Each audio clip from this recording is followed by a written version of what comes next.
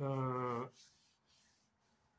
devido a algumas discussões aí, uns comentários que eu faço às vezes no Instagram e Facebook, até mesmo no YouTube, contestando certas pregações, né? Ah, alguns ali vieram me xingar, mandaram até no direct, né, dizendo que eu era um blasfemo, que o, que o ser humano ele não era salvo. Ele era salvo mediante a palavra, mediante a leitura da Bíblia, mediante as suas obras, entre outras coisas, né? Que era necessário ali um arrependimento verdadeiro, que não que isso não seja um fato, mas o que eu contesto, né, nesses pastores, nesses pregadores? Primeiro, na questão da Bíblia, né? A Bíblia por si só não salva ninguém. Não tem como, a Bíblia não salva ninguém. Sinto muito quem acredita que salva, não salva. A Bíblia não salva ninguém. A Bíblia não salva ninguém. Ela não é um ente espiritual que salva as pessoas. Ela não é. Quem salva as pessoas é Jesus Cristo. Ponto. É por intermédio de Jesus Cristo que somos salvos. Ponto. Se tu é cristão, tu tem que crer nisso. Não é possível. A Bíblia tem sua importância? Óbvio que tem. Eu não quero tirar o mérito da Bíblia aqui, até porque ela é inspirada pelos santos de Deus, né? Então, os santos de Deus escreveram a Bíblia. Mas ela não é necessária para a tua salvação. Não é. Não é necessário. Ponto final. Ela não é necessária. Não é necessário. A necessidade que um cristão tem para a salvação é Cristo. Só. Mais nada. Cristo vai salvar quem ele quiser. Não importa o que tu quer dizer, não importa o que tu diga. Ele salva quem ele quiser. Porque, primeiro, que eu entendo, né?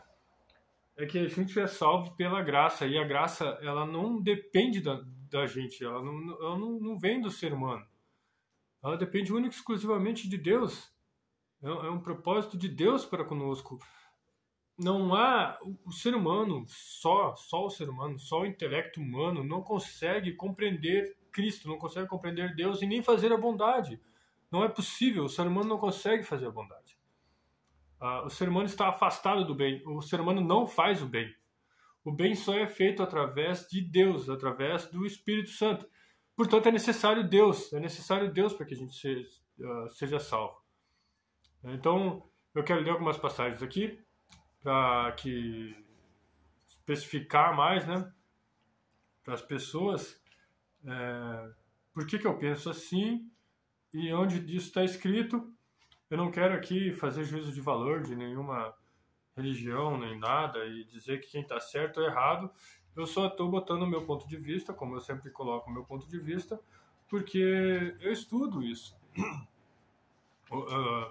Eu sou mais, hoje eu estudo mais São Tomás de Aquino e tal, que é uma linha que eu segui e acho que é a linha mais correta, mas isso não me faz, eu não vou chegar aqui com arrogância e dizer que eu estou certo, que eu estou errado. Eu só, eu sempre faço ali, dentro do que me parece real, fazer contestações, velho. Eu acho que eu não só posso fazer contestações, como eu devo fazer contestações. A dialética funciona assim.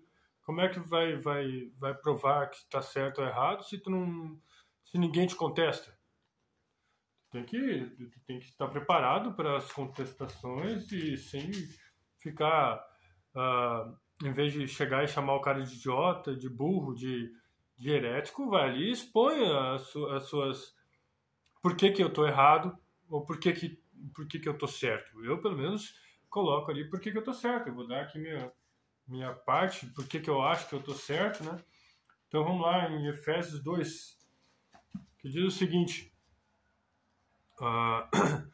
Ele vos vivificou, estando vós mortos em ofensas e pecados, nos quais anteriormente andaste segundo o curso deste mundo e segundo o príncipe das potestades do ar, e o espírito que agora opera nos filhos da desobediência, entre os quais todos nós também antes andávamos nos desejos da nossa carne, fazendo a vontade da carne e dos pensamentos, e éramos por natureza filhos da ira, como os outros também.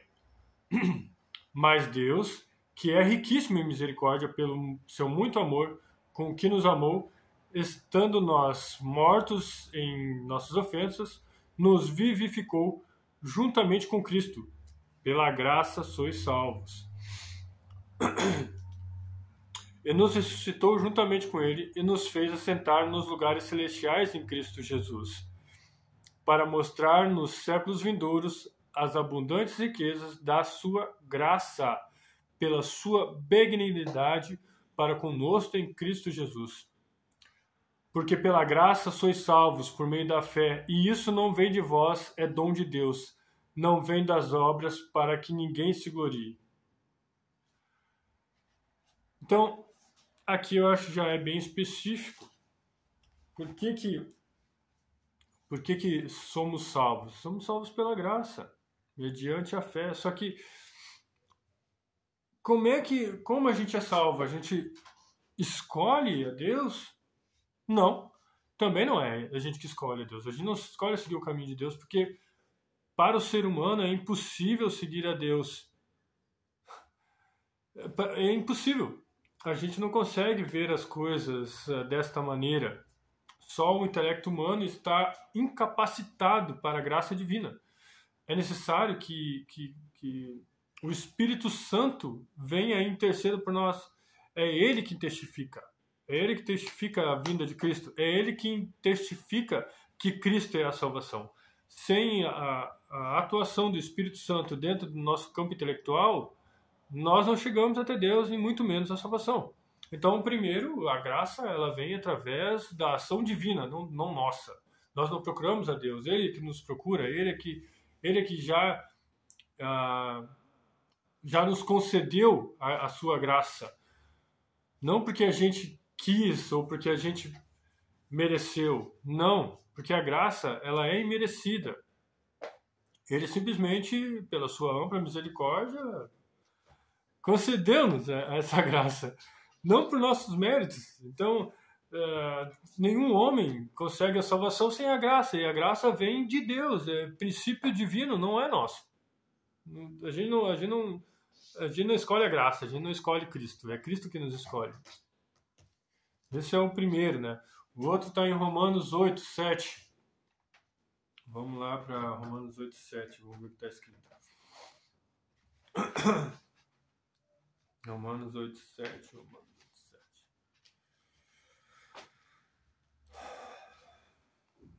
8, 7. Tudo que eu falo naquilo que eu leio. Não falo nada da minha cabeça, né? Não são vozes da minha cabeça. É o que eu leio e o que eu aprendo, o que eu escuto, porque nem só só lendo, eu não consigo chegar à amplitude e ao tamanho que existe dentro da filosofia cristã, dentro da moral cristã, dentro da doutrina cristã.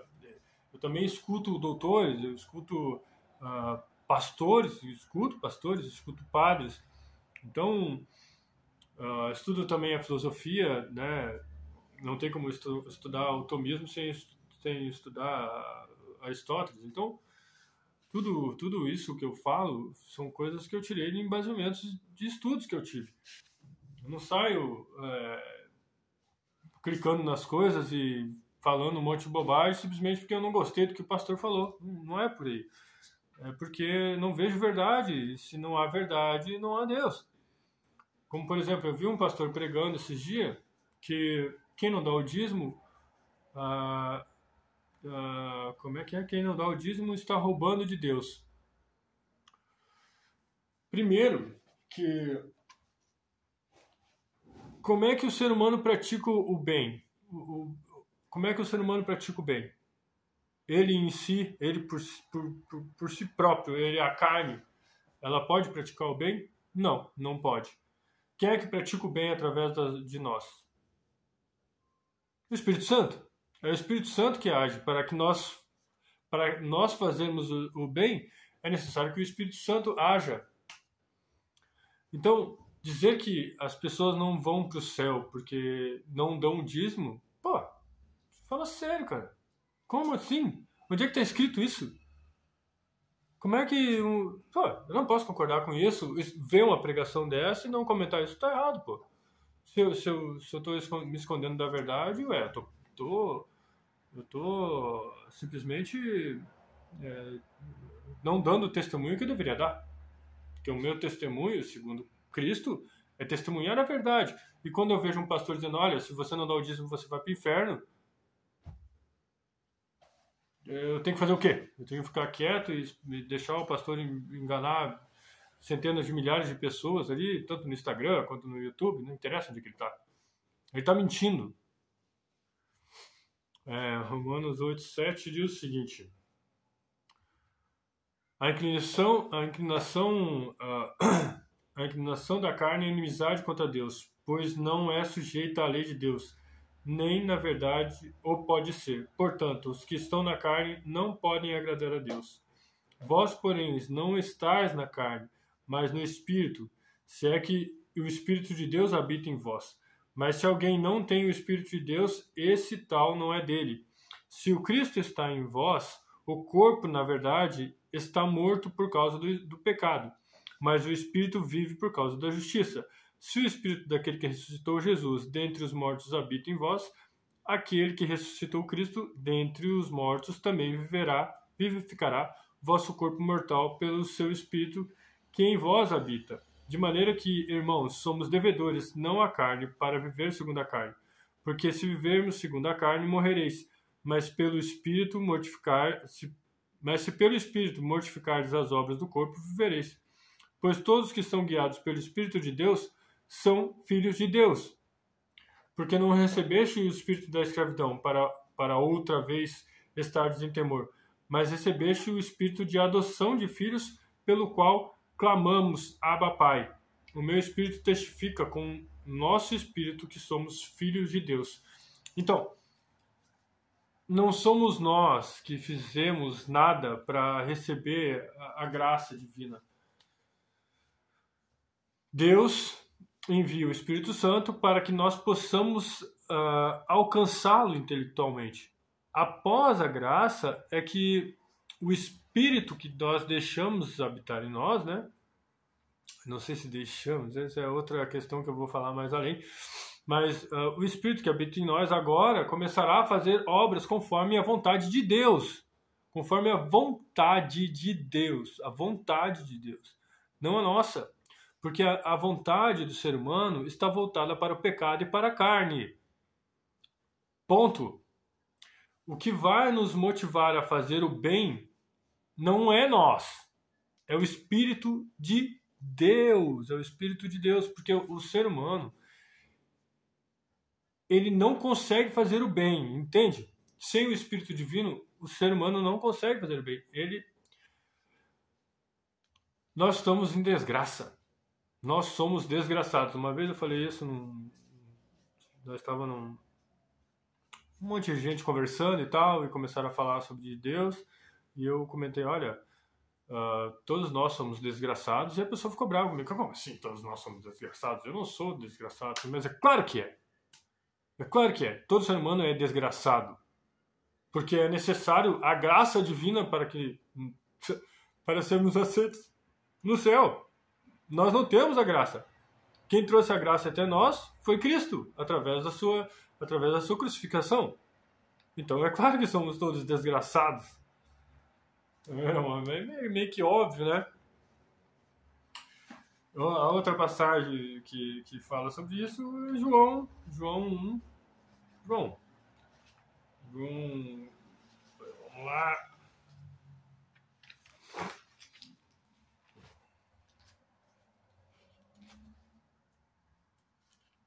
Ó, eu vou ler desde o primeiro, porque é interessante ah, para que a gente possa entender que não há nenhuma ação que a gente possa fazer que nos levará a Deus. Só somos levados a Deus por intermédio dele. Ele é que nos escolheu. Nós não escolhemos a ele. Isso está na Bíblia. Não sou eu que estou falando. No princípio era o Verbo, e o verbo estava com Deus. E o Verbo era Deus. E ele estava no princípio com Deus. Todas as coisas foram feitas por ele. E sem ele, nada do que foi feito se fez. E nele estava a vida, e a vida era a luz dos homens. A luz resplandece nas trevas, e as trevas não a compreenderam. Houve um homem enviado de Deus cujo nome era João. Este veio para dar testemunho, para testificar da luz, a fim de que todos crescem por intermédio dele. Ele não era a luz, mas veio para testificar da luz. Ali estava a luz verdadeira, que alumia todo homem que vem ao mundo. Estava no mundo, e o mundo foi feito por ele, mas não o conheceu. Veio para o que era seu, e os seus não o receberam. Mas a todos quantos o receberam, aos que creem no seu nome, deu-lhes o poder de se tornarem filhos de Deus, os quais não nasceram do sangue, nem da vontade da carne, nem da vontade do homem, mas de Deus. Você consegue entender? Não há nada que o ser humano possa ter feito que o levará ao céu. Nada. É claro que eu dei o exemplo ali do índio, né? O índio, um índio ou qualquer outra pessoa que nunca ouviu falar em Cristo, ele vive na ignorância, então ele não pode ser julgado por aquilo que ele não conhece. Então é claro que ali eu vejo, pelo menos no meu ponto de vista, que Cristo vai olhar para esse indivíduo com outros olhos. Ele julgará ele não conforme a justiça que a gente conhece, mas conforme a justiça divina, que é bondosa porque ele é pai. Já viu como é que funciona? A justiça deve ser imparcial, correto? Mas se tu tivesse que julgar o teu filho, tu ia ser imparcial? Óbvio que não. É óbvio que não.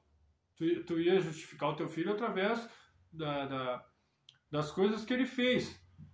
Das coisas que ele fez errado e das coisas que ele fez certo. Ia ter um certo peso ali. Na verdade, Deus ia olhar para o seu coração, qual foi a sua intenção, se houve ali uma maldade pura e simples, né?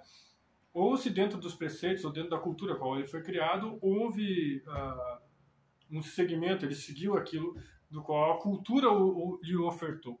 Então, é isso que eu vejo a princípio. Tem mais ali. Agora, essa parte aqui é a parte onde eu creio que muitas pessoas vão discordar. Porque, cara, na minha concepção, aquele que é salvo, ele não é salvo por mérito nenhum dele. Ele já foi escolhido. Já há uma escolha. Tem passagens que testificam isso, eu vou ler elas aqui para vocês. E eu vejo dessa forma. Isso é mais é mais um diálogo, porque eu vi, teve muita gente ali que eu fiz um comentário nessa postagem de 2 ou 3 pastores ali que postaram coisas infundadas, né? Uma primeira delas foi a questão da Bíblia, que ninguém vai a Deus, ninguém é salvo, ou não tem intimidade com Deus se não lê a Bíblia, é falso isso.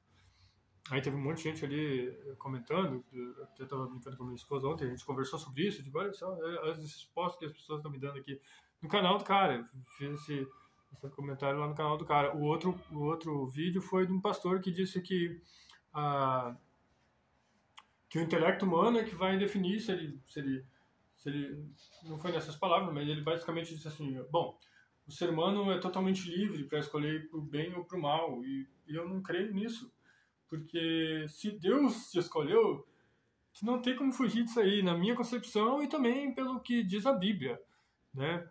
A gente já vai ver porque que eu penso assim, né? Vamos lá, Romanos 8:26. Da mesma maneira, o Espírito... Desculpa, é o gato aqui. Né?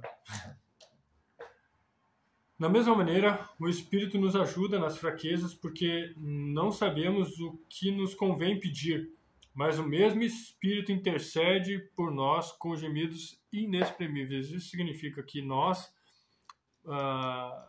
na nossa sabedoria pura e simples, né, humana, nós não sabemos o que pedir a Deus.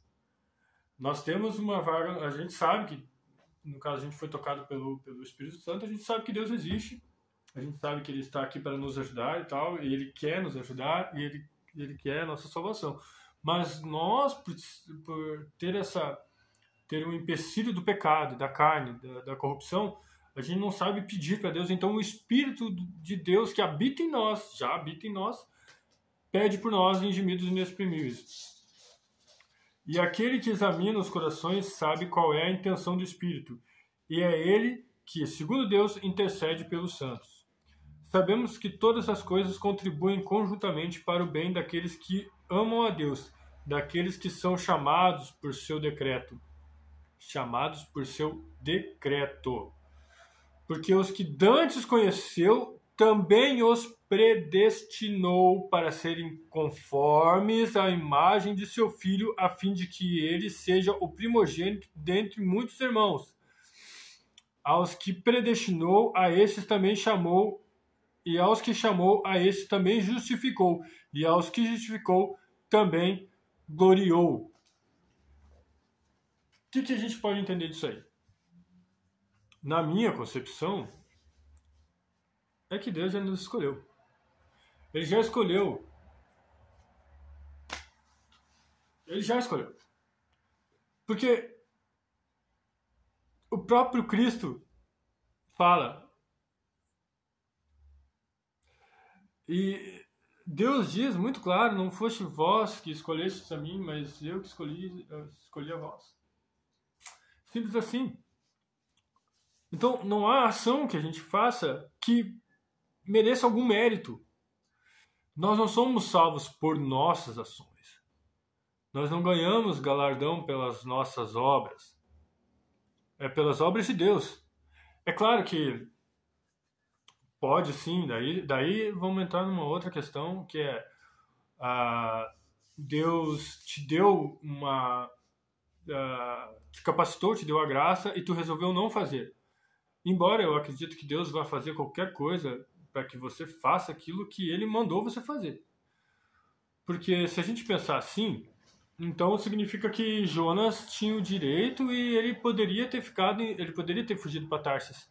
Mas ele não fugiu para Tarsis, ele foi impedido, Deus o impediu de ir para Tarsis. Né? Deus simplesmente pegou uma baleia, fez com que uma baleia engolisse Jonas e fosse fazer o que ele mandou ele fazer. Ele não teve escolha. A escolha dele era correr, fugir da presença de Deus, porque ele não queria ir lá em Nínive. Mas Deus foi lá e mandou a baleia lá abocanhar ele quando os caras jogaram ele do barco, e a baleia foi lá e levou ele para Nínive, e ele teve que fazer aquilo que Deus mandou ele fazer. Então, fica meio complexo esse negócio aí de livre-arbítrio, porque, primeiro, que a gente tem que entender o seguinte, tem dois aspectos. Se tu não conhece a Cristo, e aquele que conhece a Cristo, ele olha para alguém que não conhece a Cristo e diz, este homem é escravo do pecado. Por acaso esse homem é livre? Não, ele não é livre, ele é escravo do pecado. Então, ele não é livre. Então, é uma base, eu acho. É bem básico isso, eu considero. Né? Se ele não está com Cristo, ele está debaixo do pecado, está sujeito às obras da carne. Se ele está sujeito às obras da carne, ele está preso na vontade do indivíduo, que é a vontade da alma, que é as concupiscências da carne. Então, ele é um pecador, um escravo do pecado. Todo cristão tem que ter essa noção. Se ele não é escravo do pecado, então ele é o quê?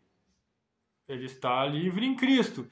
Só que para ele estar livre do pecado em Cristo, ele tem que se sujeitar à vontade de Cristo. Então ele também não é livre. Ele tem que fazer conforme a vontade de Cristo. Isso vai dar a liberdade para ele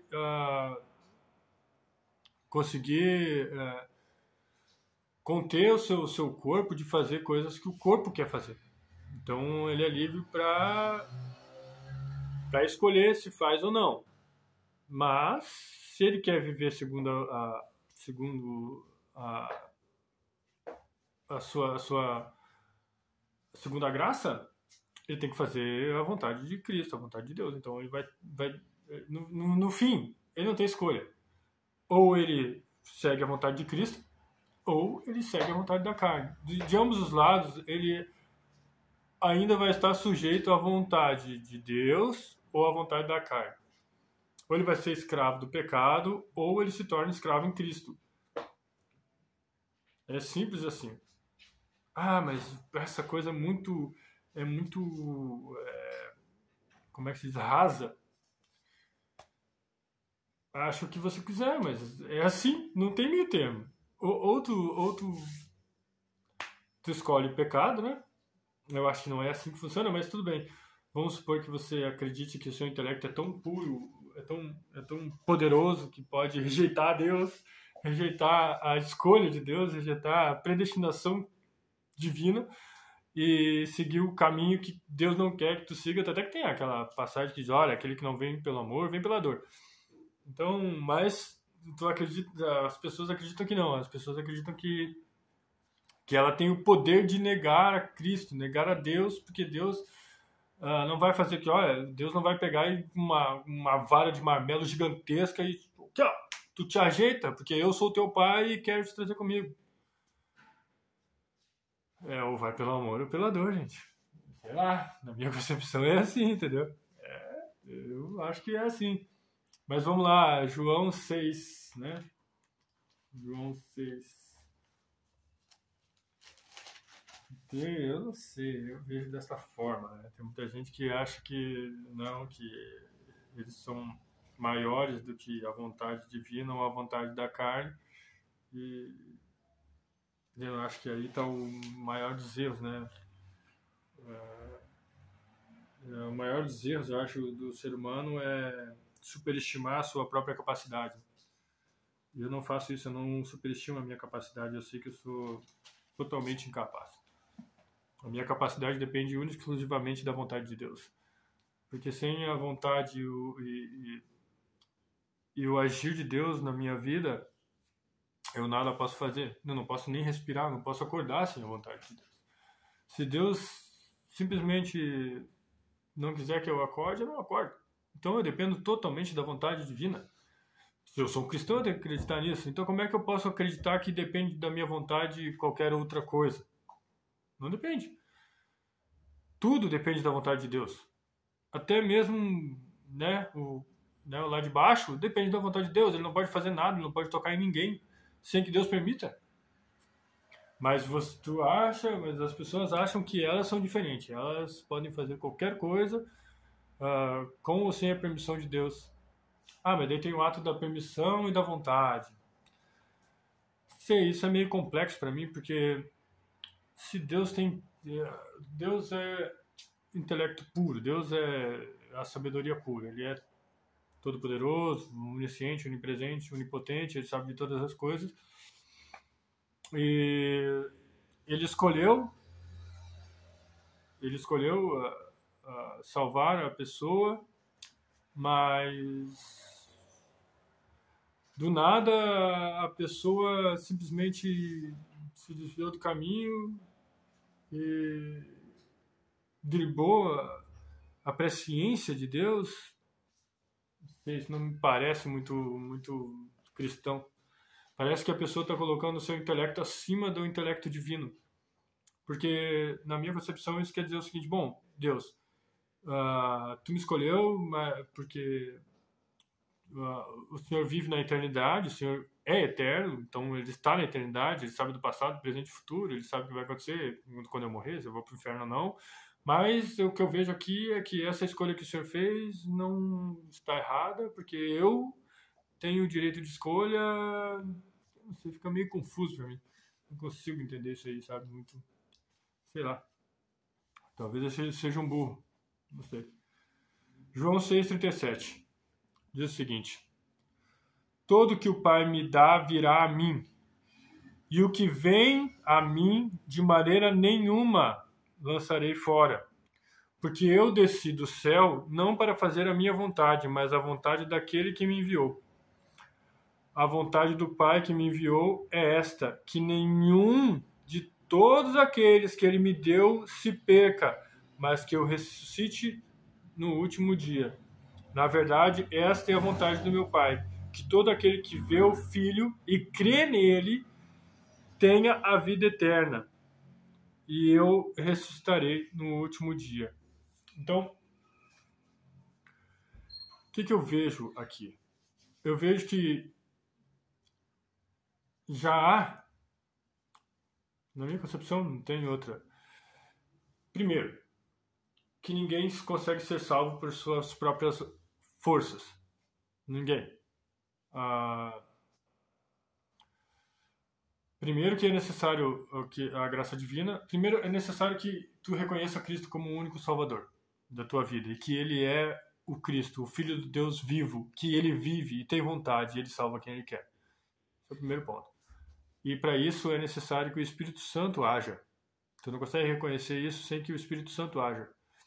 E quando você vai fazer as obras, começa a fazer as obras que vão vir através da graça, tu só vai fazer essas obras, só vai fazer o bem através do Espírito Santo, porque tu sozinho não consegue fazer o bem.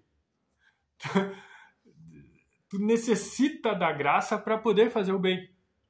E a graça não vem de ti, a graça vem do Pai. Então, mais uma vez, as obras não são tuas. Você é coautor das obras, você está ali para fazer a vontade de Deus. Porque a graça que vai te impelir a fazer o bem é divina, não é tua. Não há amor. O amor que há em ti, ele vem de Deus. Porque o ser humano, infelizmente, ele é odioso, ele vem da carne, ele é pecaminoso. Então, esse é o meu ponto de vista. Então, desculpe aí, muita gente pode não concordar, mas é assim que eu penso. Valeu, pessoal!